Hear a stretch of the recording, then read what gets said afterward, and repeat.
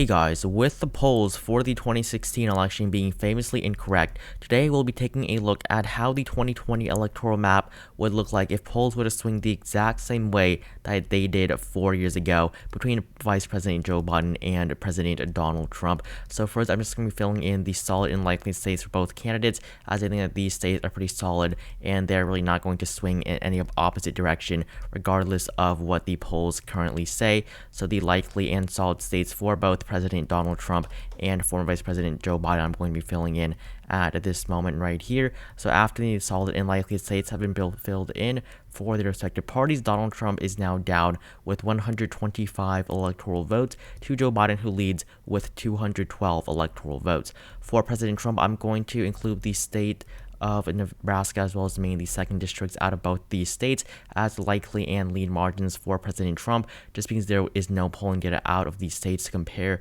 the results to. So these two districts I'm going to give to President Trump, as these were the margins that he saw in these two districts in 2016. Starting off with the state of Nevada, this is a state that Biden leads in by 5.7%, and this is also a state that Clinton won by 2.4% in 2016, and a state that she was down in by 0.8%. So applying this sort of swing, a swing of 3.2 points to the left, this would give Joe Biden a 7.9% victory in the state of Nevada, making Nevada a likely state on this electoral map.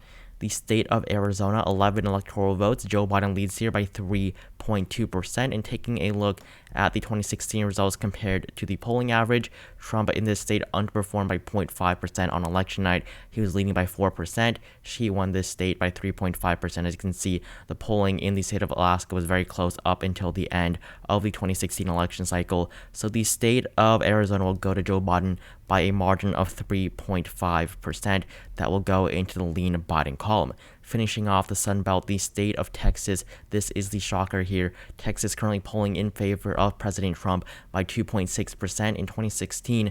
This is a state that the president carried by 9% and a state that he was leading in by 11.7%. President Trump did quite well in this state, however, much worse than what Mitt Romney had in 2012 when he won this state by over 16%. So President Trump was able to underperform the polls in this state by 2.7%, which means that he just narrowly loses the state of Texas to Joe Biden, losing the state of Texas by a margin of just 0.1%, which does give the state of Texas as a tilt state to former Vice President Joe Biden.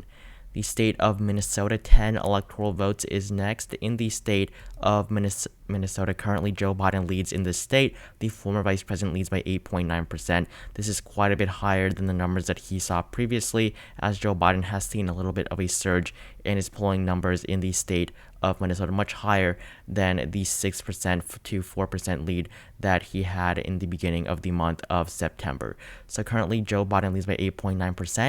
In 2016, this is a state that Clinton only carried by 1.5%. This is quite shocking considering the fact that the state of Minnesota is a state with the longest Democratic voting streak, a state that has not voted for the Republican Party since 1972, I believe. So the state of Minnesota is very solid for the Democratic Party, and I averaged out the three latest polls as there is no RCP average, and that came out to 6.3% in favor of Hillary Clinton, and she only won this state by 1.5%. So that's quite a swing to the left, and if the polls were to swing the same way that they did 4 years ago, Joe Biden will still carry the state, however only by a margin of 4.6%, which would still be a marginal increase over Hillary Clinton's margin in this state 4 years ago, and would be stronger than the state of Arizona for Joe Biden.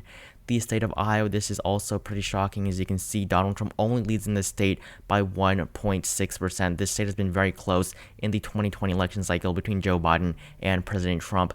Both candidates have led in this state at certain times. However, President Trump at the moment does seem to be the favorite to carry the state of Iowa in the 2020 election. This is a state that went to Barack Obama both times, but this state did go to President Trump, as you can see here, by a margin of 9.5% over Hillary Clinton 4 years ago. So this state was very close, very close on the polling average, only +3 for Donald Trump. However, he won this state by 9.5%. This is a state that Hillary Clinton was not able to continue to carry for the Democratic Party as Barack Obama had done for the past 8 years. And taking a look at this data, President Trump led in most of the election cycle ever since the month of September. Donald Trump had consistently led in the state of Iowa, and on election night, he was able to overperform his numbers by a whole 6.5%. This is one of the most shocking results for President Trump. So President Trump adding his 6.5 swing in favor to the right, and then his 1.6% lead that he has in this state as of right now, Iowa would vote to elect Donald Trump by a margin of 8.1%. So that would join, Missouri, Arkansas, Louisiana in the likely Trump column. This is followed by the state of Wisconsin, 10 electoral votes. In the state of Wisconsin, President Trump is down in this state by 6.6%. The former vice president leads here by a margin of a little over 6%. And in this state, Joe Biden's numbers have been increasing marginally in the state of Wisconsin. As you can see, these two A-plus rated pollsters show Biden up 8 and 10 points. These two polls, these are both pretty right-leaning pollsters, so I would ignore these polls. However, Marist College, a very good pollster, very accurate pollster. In the past, Joe Biden plus 8 and Joe Biden plus 10. I would ignore all of these SurveyMonkey polls. They're all very inaccurate. They're an online pollster with a D- rating on 538. And taking a look at the 2016 results here out of the state of Wisconsin, in 2016, President Trump actually carried the state by 0.7% for the first time in over 2 decades. He flipped the state of Wisconsin for the Republican Party, and Clinton was leading in the state for the entire election cycle. We're probably not likely to see something like this again. However, this would be devastating for the Democratic Party if this were to really occur. This is a state that Clinton led by a whole 6.5% on election night, a state that she was leading in by 11.5% at her peak in August, a state that she led in by almost 7% on election night, but still lost by 0.7%. So just because of this huge swing to the right, Joe Biden would actually lose the state of Wisconsin, giving the state of Wisconsin to President Trump with a margin of 0.6%. So this would be a tilt state in favor of the president. And then the state of Michigan, 16 electoral votes, one of the most electorally rich states in the entire country. The former vice president leads in by 6.7% with 50% of the vote to his side as of right now. Joe Biden has also seen quite a little bit of a surge here in the state. The two Marist College A-plus rated polls both show Biden up 8 and 9 points. So this is very good data for the former vice president. Very good news in a state that Trump carried in 2016 by a margin of 0.3%. This is a state that Clinton was leading in by 3.6%. But as you can see, during the end of this election, after the October surprise came out, you see a huge surge in the numbers for President Trump. He went from 35% all the way up to 43%, while Clinton's numbers stayed relatively the same. So this is a very horrible sign for Clinton. There were early signs of a Clinton loss towards the end of this race, and most voters did make up their mind very end and even on election night in 2016. But in 2020, I think things are going to be quite different. So I don't think we're going to see such a surprise. But even after this swing to the right, Joe Biden would still carry the state of Michigan by a margin of 2.8%, putting the state into the lean column for the former vice president. 16 electoral votes for Joe Biden. And then the state of Ohio, currently Joe Biden actually leads in the state by 0.5%. However, he's not going to carry this state if we were to apply the same swing. As you can see, President Trump won this state by 8.1%. However, he was only leading in this state by 2.2%. This is a state that also voted for Barack Obama both times, in both 2008 and 2012, and the numbers here were quite close between Hillary Clinton and Donald Trump. However, on election night, as you can see, Clinton's numbers did go down towards the end of the race, and her numbers were decreasing towards the end. As you can see, the latest poll from Emerson College did show Trump up 7 points in the state of Ohio, and on election night, this really did show President Trump won the state of Ohio by a margin of 8.1%, flipping the state for the Republican Party for the first time in over a decade. So if we were to apply this same swing, this 6.1% swing to the right, Donald Trump would carry the state of Ohio by a margin of 5.4%, however still larger than the margin that he saw just 4 years ago. The state of Pennsylvania, 20 electoral votes. This is the 5th most electorally rich state in the entire country, tied with the state of Illinois, or the 4th most electorally rich state, I believe, tied with the state of Illinois. So the state of Pennsylvania currently is polling in favor of the former vice president by a margin of 5.8%. So this is very positive for Joe Biden.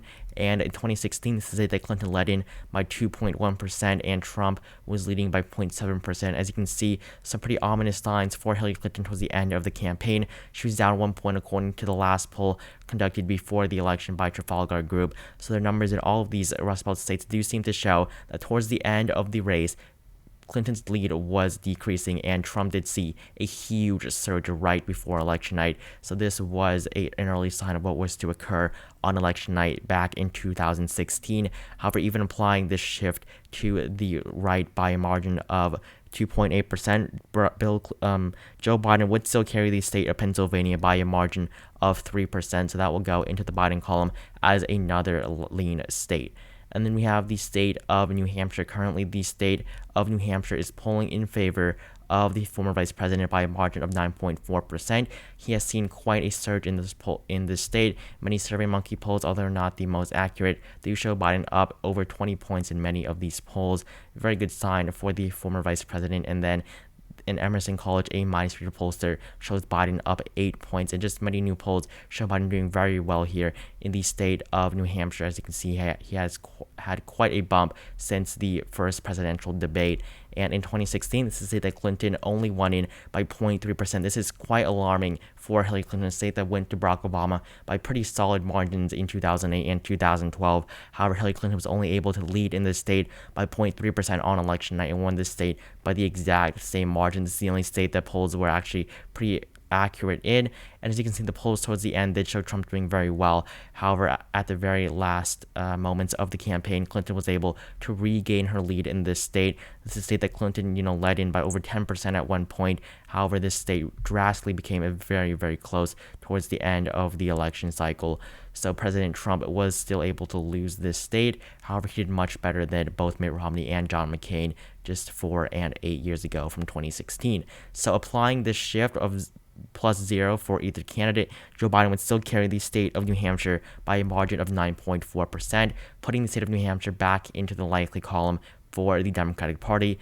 And then the state of North Carolina, currently, the state of North Carolina is polling in favor of Joe Biden by a margin of 1.3% over Donald Trump, with neither of the candidates reaching 50% of the vote as of right now. In 2016, this state went to President Trump by a margin of 3.6%, which means that that Donald Trump, with his polling lead of 0.8%, overperformed the polls by a margin of 2.8%. As you can see, Clinton was doing fairly well in this state before the final days, before the October surprise came out, when President Trump skyrocketed to the lead in the state of North Carolina. This state is going to be one of the closest states in this election, as Joe Biden has been leading for the entire election cycle in the state of North Carolina as well, similar to what Clinton did for the last couple of months until the election. However, as of right now, President Trump would still win the election here in the state of the state of North Carolina by a margin of just 1.5%. So that would be the tilt state for President Trump, the state of North Carolina, 15 electoral votes. The state of Georgia, 16 electoral votes. This is another one of those big states in the South. Joe Biden leads in this state by 0.4%. This is pretty surprising.